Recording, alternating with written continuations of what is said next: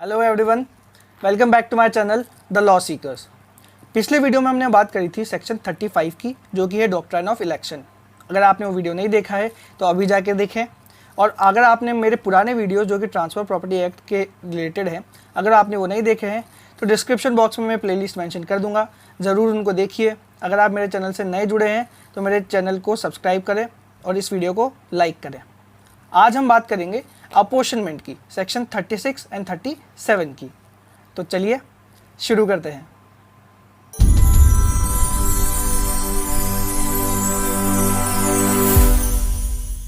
Apportionment जो है वो सेक्शन 36 और 37 से डील करता है, लेकिन ये सब देखने से पहले हम बात करते हैं सेक्शन 8 की। सेक्शन 8 में हमने बात करी थी कि जब भी हम किसी प्रॉपर्टी को एब्सोल्युटली ट्रांसफ़र कर देंगे तो उसके साथ में उसकी जितने भी इनकम होती है, जितने भी इंसिडेंट्स होते हैं, जो कुछ भी होता है वो भी ट्रांसफ़र हो जाता है, वो नहीं रुकता। सेक्शन 36 के अंदर यह कहा गया है कि अगर कोई पीरियडिकल पेमेंट अराइज होता है, कोई पीरियडिकल पेमेंट अक्रू होता है और उस पेमेंट से रिलेटेड हमने कॉन्ट्रैक्ट में कोई दूसरी बात नहीं कही या उससे रिलेटेड कोई लोकल यूजेस आपके बीच में नहीं है, आपके एरिया में नहीं है, तो ऐसा माना जाएगा जो पीरियडिकल पेमेंट है वो डे टू डे अक्रू होता है, मतलब रोज़ाना का बनता है, एक एक दिन का तय होता है।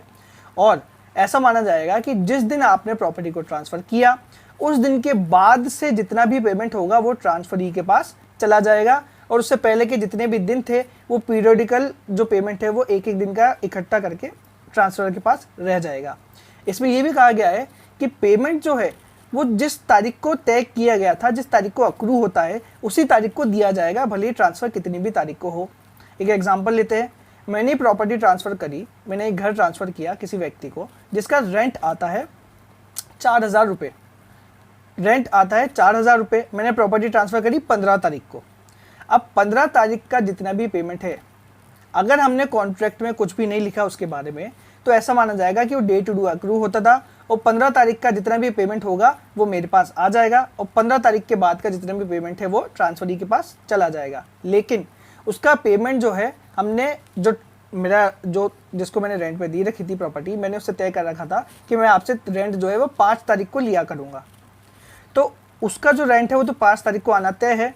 तो वो पीरियडिकल पेमेंट जो है वो 15 तारीख के बाद का 31 या 30 तारीख का जितने का भी महीना है उतने तक का पैसा जो है वो ट्रांसफरी के पास चला जाएगा, और 1 तारीख से 15 तारीख का जितना भी पैसा है वो मेरे पास रह जाएगा।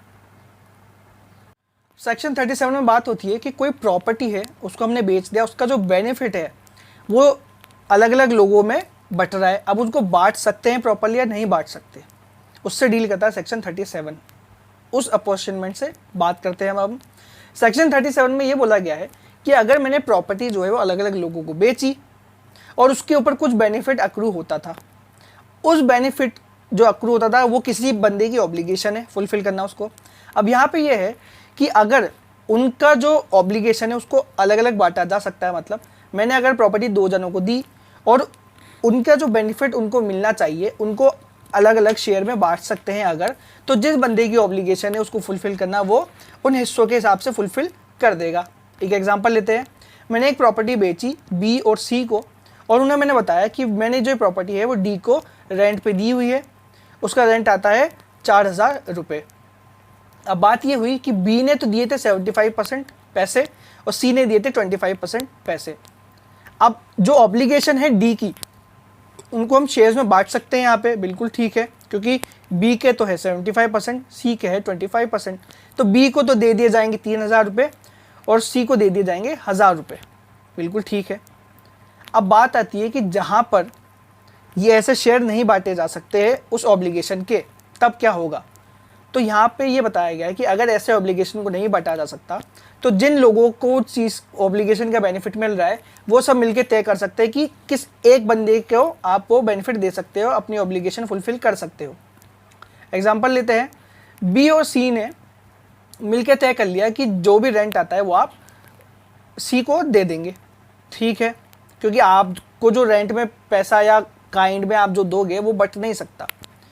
एग्जांपल लेते हैं, मैंने प्रॉपर्टी ट्रांसफ़र करी बी और सी को, बी ने दिए 25% पैसे, सी ने दिए 75% पैसे, लेकिन अब मैंने उनको बताया कि मैंने प्रॉपर्टी ट्रांसफ़र करी है डी को, और डी को मैंने ऐसे प्रॉपर्टी ट्रांसफ़र करी है कि वो मुझे पैसा देगा 2,000 रुपये और उसके साथ साथ देगा मुझे एक बकरी।